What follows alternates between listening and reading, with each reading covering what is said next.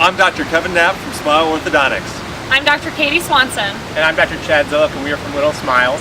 And I'm Dr. Darren Rythel, and on behalf of the entire Smile family, I'd like to say congratulations on being selected Classroom of the Week.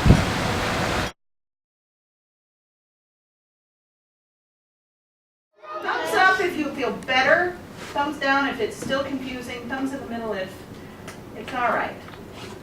Most of you feel better, some are still in the middle. We'll practice some more still. The kids come in the morning and they have a schedule that they follow that gets them ready for the day. Part of that schedule is making sure that each of them has a just right book to take home with them every night so that they're taking a book home that they can read successfully. Then we begin our day with our reading workshop. And reading workshop is terrific because it allows kids to choose their own books and use the lessons that I teach them, but they can apply them to their own books so they have some choice. And it's not all of us reading the same story, and it's always more motivating to kids. So I've found kids seem to enjoy reading much more since we've adopted reading workshop. And once we have our reading workshop time, the kids go to their special, which will either be music, gym, STEM, or art. And when they come back from their special, we have some writing time, and then they go to lunch. After lunch, they come back in. We do our interactive read aloud, which is where I read a story to the children, and we will stop periodically and ask questions, talk back and forth about the story, and try to align it to the lessons that went with the reading workshop. And from there, we head into math. And as you saw, we begin. There's two parts to our math day. We have our first math block, which is the instruction and the guided practice, and then the independent practice. And then when they come back from recess, which is at 2:00, we will. That's where I give them a quick check to make sure that they understood the lesson, and then they get their actual homework and time to work on the homework. And we finish our day at 3:00 with something we call I-time, which is an individualized instructional time. The kids have 15 minutes to work on. They've been assigned different activities depending on what it seems their needs are.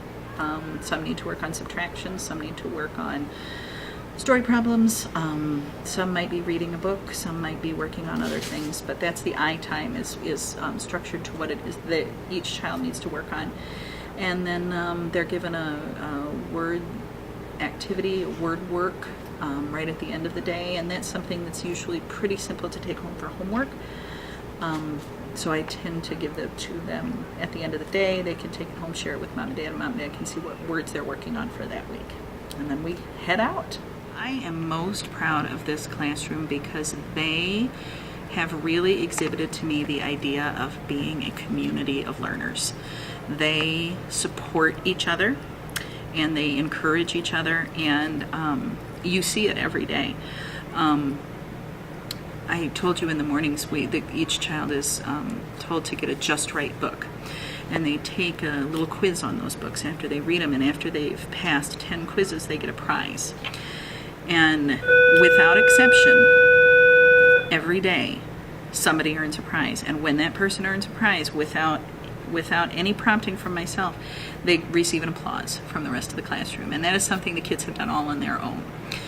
And when you find someone in the classroom getting frustrated with something, you will instantly hear someone say, "It's okay, don't worry about it, it's good to struggle, it helps your brain grow, we all make mistakes, nobody's perfect."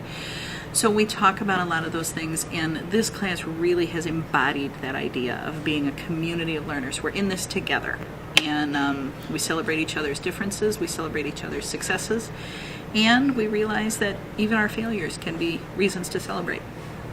And that's probably what I'm most proud of. I hope the students leave here knowing that this is a safe place to challenge themselves. I hope that they leave here knowing that they've grown as learners, and that they felt that this was a place where they could come, they could make a mistake, that it would be okay to make that mistake, and they would learn and grow and be a better person because of it afterwards. I think it's important to me. I I think one of the biggest problems we have in this world right now all stems from a lack of communication. And I want my kids to learn how to communicate with each other and how to communicate with the world, whether that is through their reading, through their writing, through how they speak to one another, how they problem solve. It's going to be my way of kind of making the world a better place, in teaching them that we're all humans and we're all in this together, and let's help each other along, and